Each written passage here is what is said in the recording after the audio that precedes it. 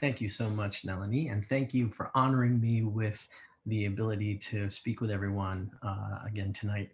I hope that there'll be some time for me to do my activity, but in this role, it is first my duty to go to each of the facilitators and open up a space for them to kind of summarize and report back what happened in our individual groups.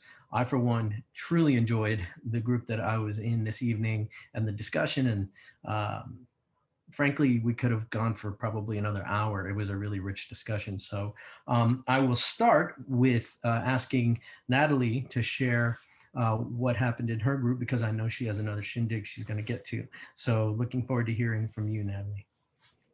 And you know, there are three Natalies in this meeting tonight.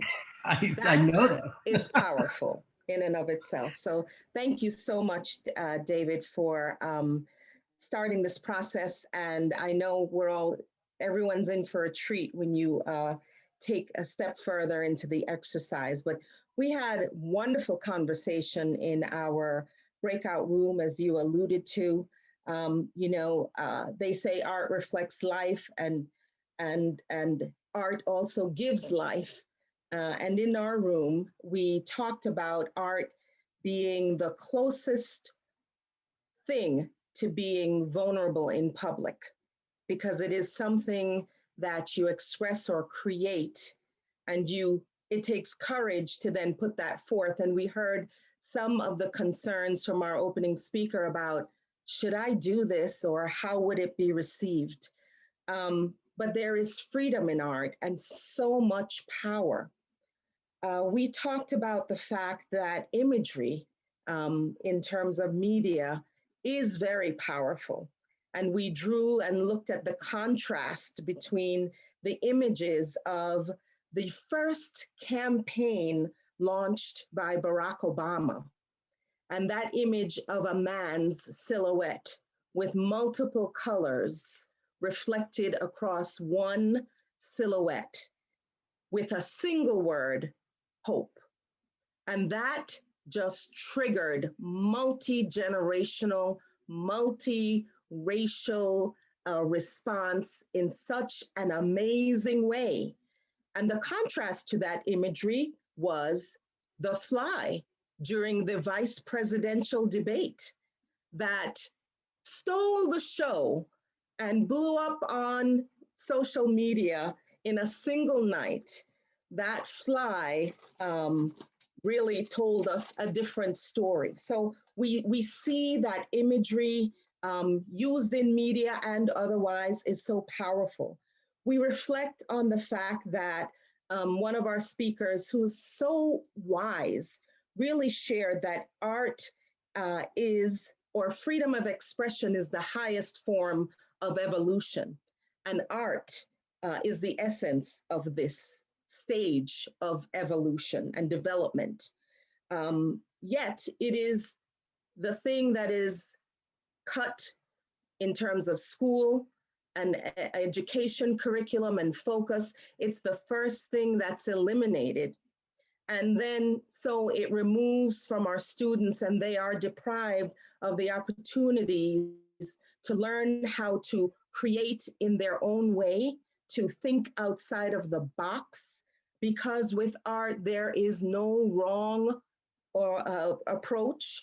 There is only the question that follows, tell me about what you were thinking when you created this. And that opens the door to so much more. Yet we reflect on the fact that we have power that we need to pay attention to. When we talk about social media and the effect of campaigns, we didn't dwell on the campaigns that we saw in terms of the pickets and the phraseology. We stuck with the images. But we also thought about the fact that one of our group members said ratings for Fox has dropped considerably during this time. Now, you and I would say, well, that's a good thing. But our colleague in the room said, well, it troubles me because then I wonder where those people are going. Because for them, Fox represented a certain type of journalism or fantasism, and if they are not getting that from there, how deep are they going in layers of other far right media that we can't see and hear because they are less visible and less accessible? Where is our power? Our power is in social media, because we can be the power of the masses on the ground, right? We can speak the way we want to speak. We can illustrate the way we want to illustrate. In our group, our woman of wisdom said, think kindly, but act boldly. This is up to us to continue to influence what we want to see and hear in the media. And so this space that we hold today is time that we need to reflect on where we go from here in terms of our expression, the areas of art, the words, the dance, the song, the media, and the way we communicate. Do we accept media as it is? I think we can change it. We have the power to change the way we want to receive and share information. And I think the opportunity is at hand. There is a movie that one of our uh, in our breakout room, the Idiocracy. I've not seen it, but it sounds very interesting. Idiocracy. It's the dumbing down of America. And I think at this time, we really need to take advantage of those things that make us happy and bright, allows us to express how we feel, but also empowers us to do more in the space that we have. So I just want to thank everyone who was in my room. We are just really happy to be in this space. This space means so much for us to be able to move forward. Thank you. Thank you, Natalie. Beautifully summarized and articulated. Appreciate all of that. Marie, are you ready to share? Marie Failer? Maybe she can't hear. Maybe the volume's down. Oh, you're there. There, you're there. Oh, here you go. I'm muted. Thank you very much. I had a dynamic West Coast group, two of whom are from Portland. And it so happens that my nephew is in Oregon and his daughter is in Portland. So that was really interesting. One of the things we brought up, I think, is this whole idea about the cities, and the media is giving the information that the cities are dead.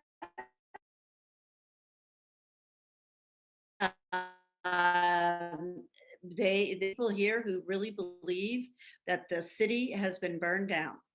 And so I get visual, I'm part of the nature park, the park conservancy, and I get images of people walking around the Central Park. And I say, no, I think things are okay. And then, of course, Melanie lives in the city, and I say, she seems okay to me. And so, but then Portland too, they're getting this terrible, the cities are getting this terrible bad rap. And the group brought up the idea that there, yes, things are boarded up. The graffiti tells the story. The graffiti is expressing people's, their soul, their emotions, and that there should be someone. There are a lot of places, documentaries, places in Oregon that perhaps could be encouraged to do something about the graffiti in cities, to bring that back and to give us the idea that they are alive and they will continue to live, and they're not gone. I mean, that sense of hope. And it's just, for people in the suburbs, anyway, it seems ridiculous to me, and we all agreed on that. The other thing that was brought up that I have never heard in my entire life is the Fud Factor in advertising, and where you totally, what is it? It's the fear, uncertainty, and doubt that you give to people so that your product gets rid of all of those things. And that's so surprised me, but it's just a basic thing in marketing. And And it seems like we were all looking at the fact that, that sense of community, um, we're working to bring that back. And this connecting the dots is giving us, and other things are giving us the opportunity to bring that back with art, with museums, with singing. And then there was a term that was brought up, and I don't know exactly what it is, but I'm going to check it out later. It's called spitting, and it's a way of teenagers expressing themselves and communicating, and it itself is an art form. So this is kind of all over the place, but it was an exciting dynamic group, and I hope I represented them in a small way. That's You it. did indeed. Thank you so much, Marie. Really appreciate you sharing all of that. Uh, let's see, Jerome, would you please go next? Absolutely, and here I am. So I had also a very dynamic group with many feedback. It was really an exciting discussion. We could have talked for hours, of course. So, and a few themes emerged. I mean, first, in my group, or I would say in our group, we started to dive a little bit on the first set of questions, which is really the availability of art. And it was interesting how things emerged, because it emerged from really almost orthogonal views. I mean, in one hand, some people expressed that, of course, with the COVID situation, the accessibility to art has changed dramatically. Obviously, we cannot walk to an art gallery, we cannot meet the artist as we used to. We cannot have this exposure to spaces that essentially allows us to bring our emotion to the surface. We were talked about, for example, spaces that are inhabitable and that artists transform in a way that are very emotional and that you can visit and see, and this is not possible now. Also, lots of people said that they miss music, dance, shows, live performance. We talked also about perhaps sculpture that also needs to be experienced from different point of view. But on the other side, and I thought that was a very interesting positive point, is that now, because indeed we have somewhat took a step back from being exposed or touched the art to some extent, and not only being touched by art, is that there have been programs that try to bring art into the virtual space. And that to some extent has created new opportunities, because it has exposed art to a wider audience. It has brought art to perhaps a Zoom meeting, but a Zoom meeting that, everybody can attend. So suddenly art is free for people who may not have been exposed to art before. And so that's one aspect of how art perhaps it becomes more available. And of course, I encourage people to find those art expo that indeed I have seen on the internet. But there is also this idea that art, people have started also to bring art to the street in a public space, in a more open space for everybody to view. So at the end, I think that the conclusion is that art in this situation of COVID is on a kind of a transformative journey. It is changing the way that it is being told. And that's one important part. But another thing is that now we touch a little bit on the second set of questions and that join a little bit the other group feedback, is this kind of media and influence and art imagery and how it influence us.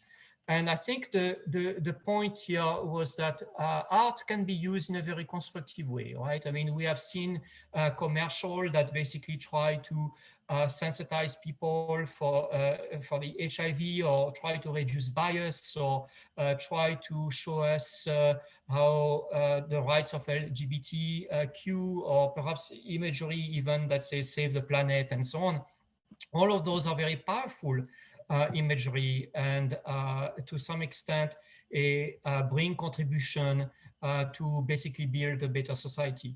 But on the other side of the coin, the media campaign have a huge responsibility, of course, and they are sometimes sometimes always trying to maximize profit. And if maximizing profit, meaning budgetary profit, equates to maximizing social benefit, then it would be really constructive. But unfortunately, sometimes it is not. And we have seen the expression of that, of using imagery, powerful imagery that basically bring emotional turmoil in the political campaign, and how indeed someone can be elected by using proper imagery of, I don't know, hordes of whoever invading the country, that has essentially influenced a lot of voters. But we also somewhat touch the fact of, how do we deal with this? Perhaps this kind of influence of art on us. And perhaps one of the suggestions from a scientist was that we have to focus also on the intent of the person expressing an opinion, and through art is essential. We need to be able to recognize the intent. And to do that, perhaps we can almost take a artistic, the way that we approach art, right? We observe, we try to reflect on the intent, we take a step back, and we try to bring basically the intent into picture and into an objective. So I think we had a lot, and what is the objective? And I think we had a lot of discussion around that also, about the intent. And it was really a wonderful discussion. And as I say, I wish we would have had more time. And that's what I would like to summarize from the team. Thank you. Thank you so much, Jerome. Very nice work capturing some very complex ideas. So appreciate that. We have one more person. It's Francis. So if you are ready, I'd love to have you take us home. Sure, we had Dr. Clifton. I never know what you want to be referred to as. So Francis. I don't like doctor at all. Okay, Francis. But yeah, we started off by looking at art as the most ineffable of fields in the history of mankind, and words oftentimes fails to articulate the true art, where it has the ability to deal with a quantitative and qualitative thing at the same time. We can see, we talked about a group of an artist who put up 500 pictures of passports from the Middle East. And these were the time when the Middle East was being vilified in every way. And you could see the individual people, but you could see in the whole, the total underlying humanity of these people that we weren't looking as people. So art has this ability to get to the ineffable and mysterious, but also to evoke, a deep emotion inside ourselves. And then we move to the idea that it takes courage to express, and a lot of people pick up many impressions of what's going on, and they have to find the courage to find a means to express it. And I think what differentiates an artist from sensitive people is the artist is sort of mandated. He's sort of ordained to find a way to express the impress. And if he doesn't express the impress, he gets depressed. And that's, and we can also, as a culture, get depressed because we're not really expressing, the inner truth of, like, I'm not sure we ever expressed the inner truth of the Constitution, but so that moving away, but and then we talked about motives of what was going on in art. So if a person has a true artist, the arts, art knows more than the artist knows. So, but if you create a campaign and you want to put across an idea and you use images, that's extremely powerful and authentic. But that has intention, total intention to create something, and that's not the same thing as art. Art is expression. We talked about different forms of art, poetry.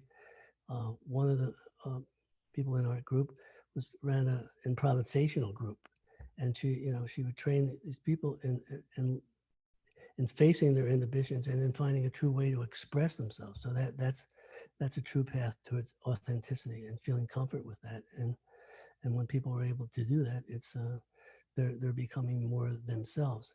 person more themselves can have a chance of speaking authentically. So it was, you know, it was a moving discussion that could have gone on forever. And I thank everyone for participating in it. I certainly profited from it.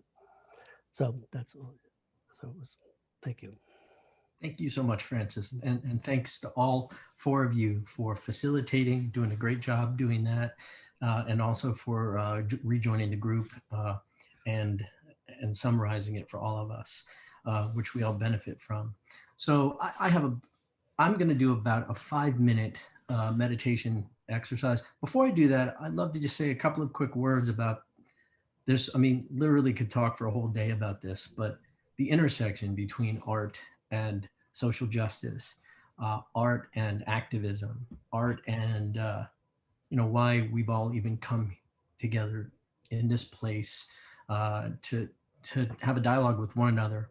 I think art can be reflection, art can be expression, art can be communication of so many things: outrage, passion, love, fear, hatred,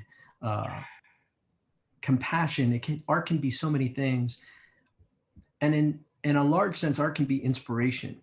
And it's that connection to the ability to communicate things, to maybe change beliefs, change ideas. As I think it may have been actually Ty who said earlier, not exactly this, but something to the effect that art can sometimes communicate in ways that words cannot. And I think that's really powerful. Now, I've been in leadership facilitator and professor and coach for about 6 years, but I spent almost 22 years before that training and practicing in the arts as an actor, as a writer, as an art director, as an executive producer. And for almost 10 years, I leveraged all of that to create impact-focused campaigns for a huge media company. So I know what we're discussing here is so important. But there's one thing in that first paragraph that I would point to as I kind of transition into doing a mindfulness activity. And that for me, I've practiced mindfulness or meditation.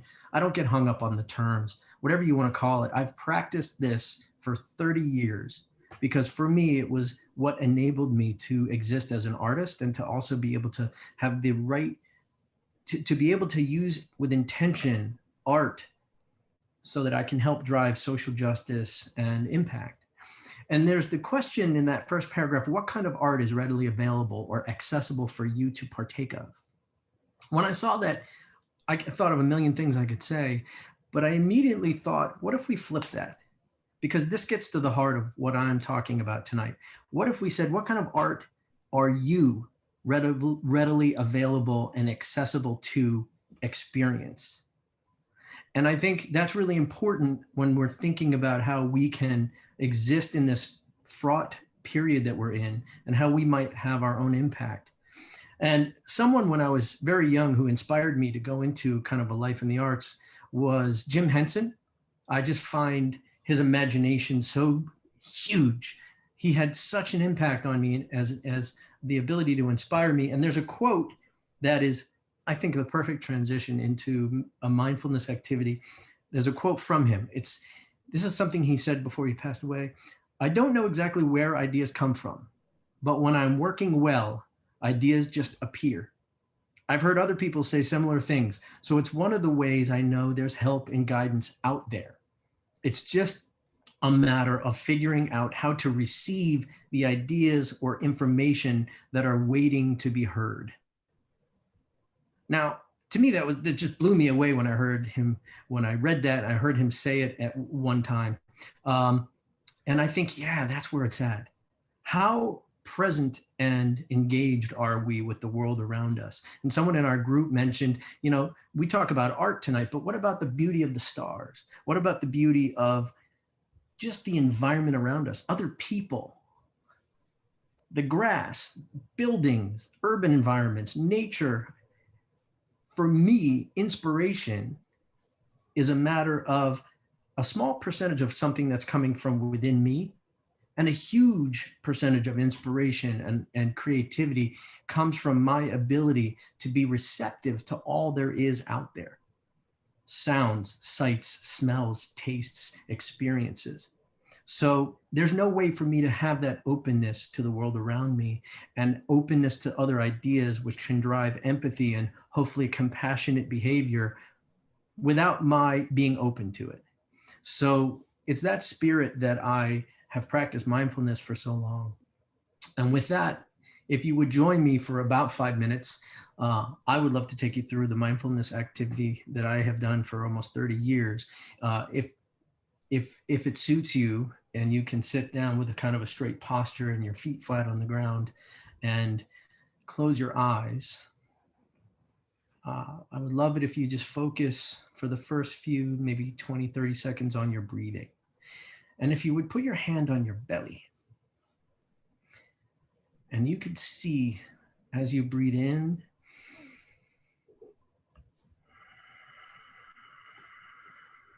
and breathe out, is your hand rising and falling on your belly? Or are you breathing really from your chest? Where maybe if you are, it'd be great to lower your breathing to your core and start with that belly rising and falling. And if you would just take 2 really long inhale and exhale. And one more inhale and exhale.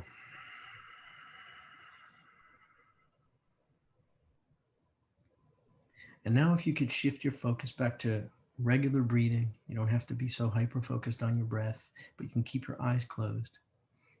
I ask that you shift your focus to your sense of smell and focus everything you have on that sense of smell,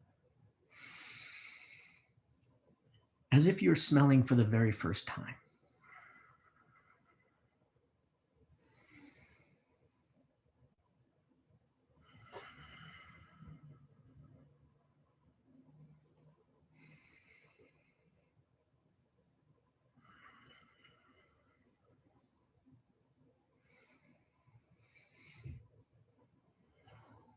Wonderful.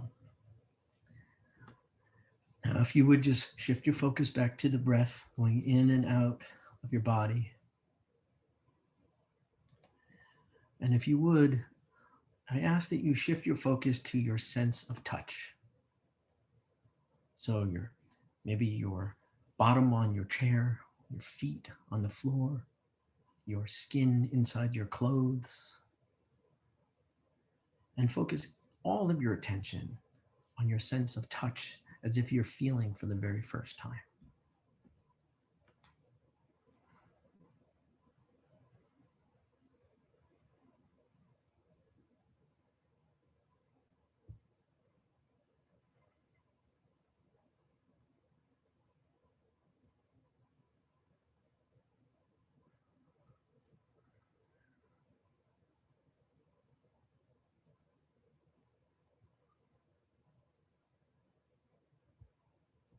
Beautiful. Now shift your breathing, shift your attention back to your breathing for just a few moments.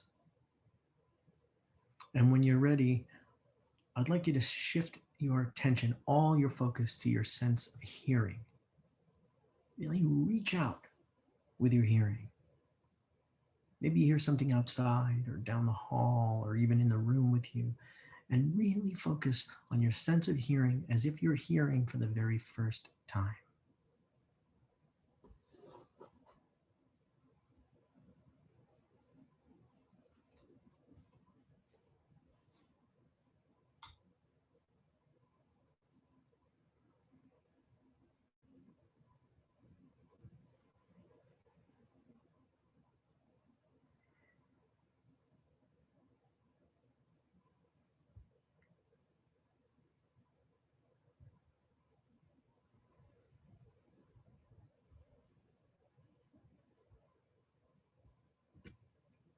Wonderful.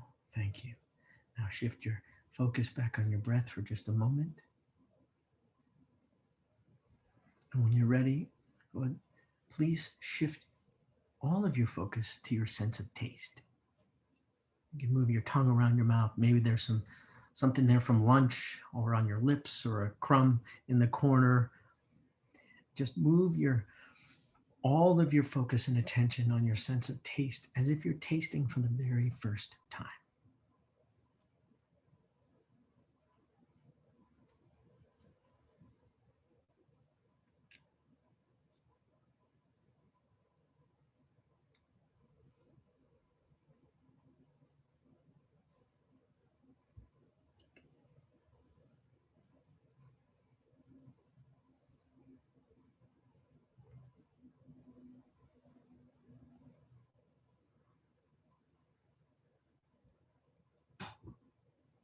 Excellent. Thank you. Now, if you would, please shift your focus when you're ready to your sense of sight, which is gently open your eyes and find something on the screen, on the desk in front of you, or the room in front of you, on the ceiling, the floor.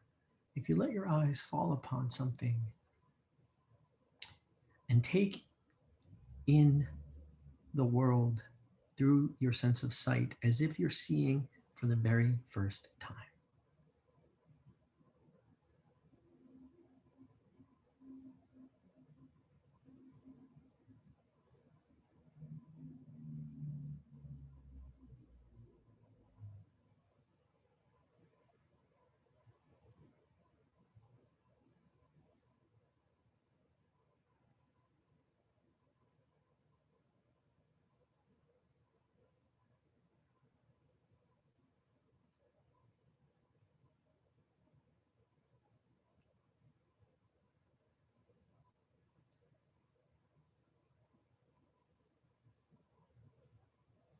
Very good.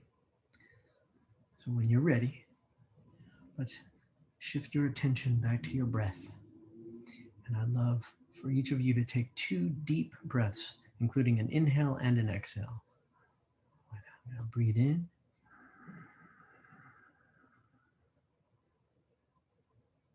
And breathe out.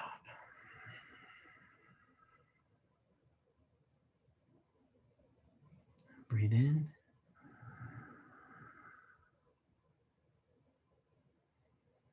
And breathe out. And when you're ready, you can shake it out. You can do a little bit of a stretch, whatever you like. For me, especially when I was an artist or an actor, I had to go on stage, or whether I walk into a big meeting for a pitch, or I'm about to enter in or engage in a conversation that's important but potentially contentious or challenging, like some of the topics we discuss here. This is a wonderful way that I have spent the last 30 years preparing myself to be open and receptive to all of the inputs that may exist in the world around me. So thank you so much for doing that with me. And thanks, Nalini and the whole team from Connecting the Dots for inviting me to participate in this way. I truly appreciate it.